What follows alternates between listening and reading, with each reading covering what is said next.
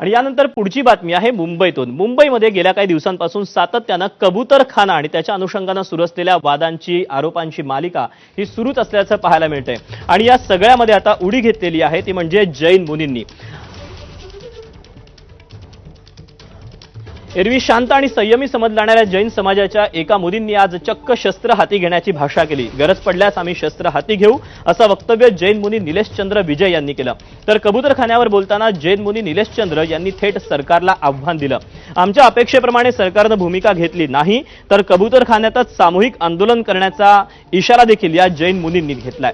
दरम्यान जैन मुनींच्या शस्त्र हाती घेण्याच्या वक्तव्यावर शिंदेच्या शिवसेनेच्या नेत्या मनीषा कायंदेंनी प्रत्युत्तर दिलं। देशात न्याय व्यवस्था आहे, ज्यांना कबुतरं आवडतात त्यांनी ती घरी नेऊन पाळावीत असं मनीषा कायंदे म्हणाल्या।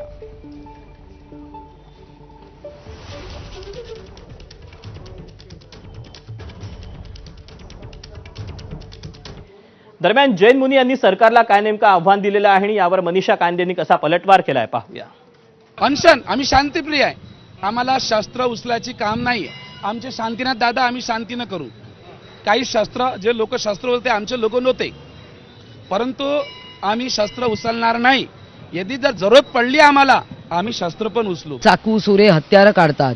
अहो या देशामध्ये कायदा आहे, कोर्ट आहे, पोलीस आहे। त्याच्यावर आपल्या देशात न्याय व्यवस्था आहे, पोलीस आहे, महानगरपालिका आहे, हे सगळ्यावर उत्तर देतील। पालकमंत्री आहेत ते उत्तर देतील।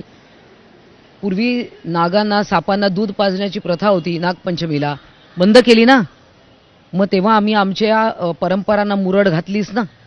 अनेक परंपरांना अशा मुरड घातलेली आहे। पुढची भूमी कोर्टानं आणि जर बीएमसीनं राज्य सरकारने मानलं तर आम्ही पुन्हा अनशनला बसू, इथंच बसू, यात कबूतर राहणार बसू। और मी एकटा नाही येणार। देशामध्ये महाराष्ट्रामध्ये जेवढे पण जैन धर्माला मानत आहे त्यांच्यामध्ये भगवान महावीरचे उपकार असेल तो इथं येईन।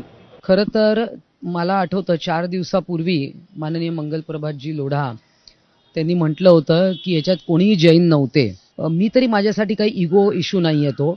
आपण काहीतरी चुकीचं करतोय, आपण अतिरेक करतोय, आपण अविवेकाने वागतोय, हे लक्षात यायला पाहिजे। पब्लिक प्लेसमध्ये न्यूसेन्स, प्रत्येकाला ज्याला आवडतं त्यांनी कबूतर असतील, पारवे असतील, त्यांनी घरी पाळावेत। कारण इतर तुम्ही प्राण्यांचा पण त्रास होतो तेव्हा तुम्ही हेच बोलता ना। मी काय म्हटलं, हे कोण काढलं? चित्रा वाघने काढलं ना।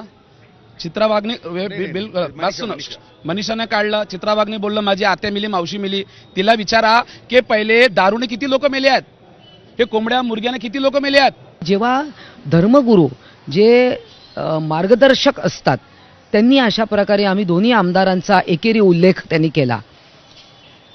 मनीषा, चित्रा वाघ असं त्यांनी एकेरी उल्लेख केला।